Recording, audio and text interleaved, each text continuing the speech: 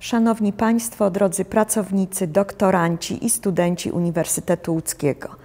Na Uniwersytecie Łódzkim studiuje około 3000 studentów reprezentujących 95 różnych narodowości. Już po raz 6. staramy się, aby zagraniczni członkowie naszej społeczności nie spędzali świątecznego czasu samotnie. Dlatego serdecznie zapraszam Państwa do aktywnego włączenia się w niezwykłą akcję Gość na Gwiazdkę. Uniwersytet Łódzki jest pierwszym w Polsce pomysłodawcą tej idei.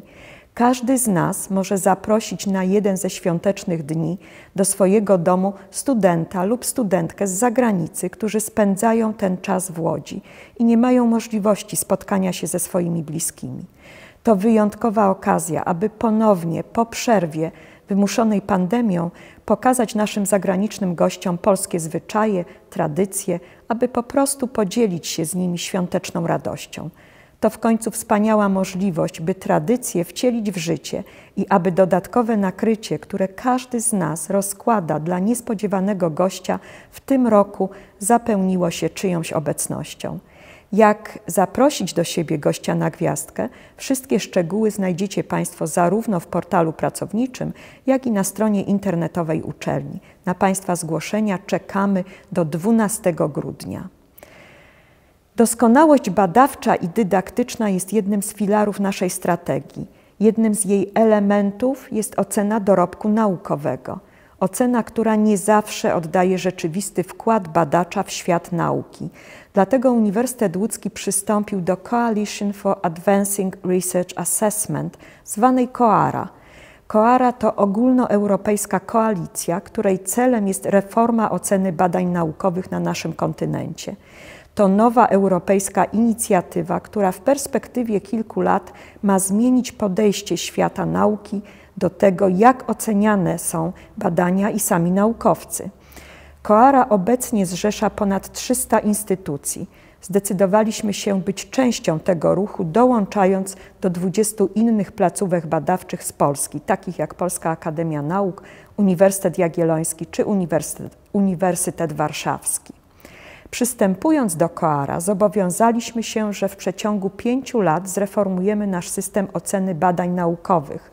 Chcemy, by ocena dorobku oparta była na jeszcze lepszym rozpoznaniu różnorodności naszych naukowych praktyk i działań wynikających z różnorodności dyscyplin naukowych. Szczegóły dotyczące naszego przystąpienia do koalicji oraz 10 zobowiązań znajdziecie Państwo na stronach multiportalu. Doskonałość badawcza oraz proces umiędzynarodowienia badań pozostaje również częścią European University Association, czyli Europejskiego Stowarzyszenia Uniwersytetów. Stowarzyszenie skupia ponad 850 uczelni z 49 krajów Europy, a Uniwersytet Łódzki należy do niego od 2007 roku.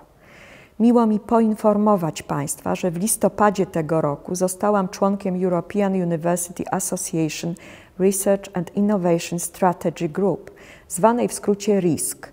RISC jest długoterminową grupą strategiczną, a jej głównym celem jest pomoc EUA w badaniu nowych strategicznych kierunków badań i innowacji szkolnictwa wyższego na Starym Kontynencie. Mam nadzieję, że członkostwo w grupie do spraw strategii badań i innowacji umożliwi dalszą wymianę doświadczeń i partnerską współpracę europejskich uczelni. Podążając za strategią naszej uczelni, pragnę podkreślić otwartość Uniwersytetu Łódzkiego na świat i umiędzynarodowienie pracy oraz badań naszych naukowców.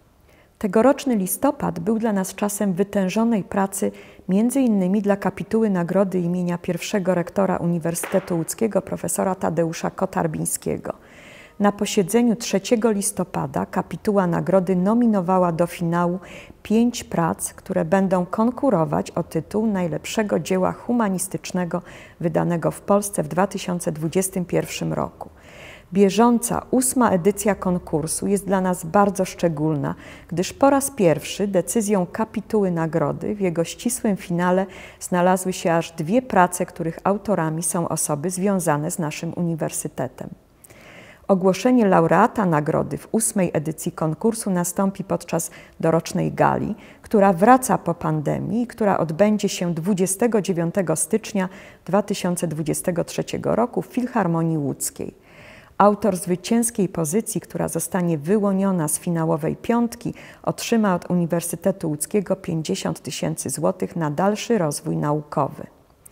Warto wspomnieć, że od początku istnienia konkursu niemal 130 polskich jednostek badawczych zgłosiło do oceny aż 490 pozycji, a w finałach wszystkich edycji znalazło się aż 40 wybitnych dzieł humanistycznych.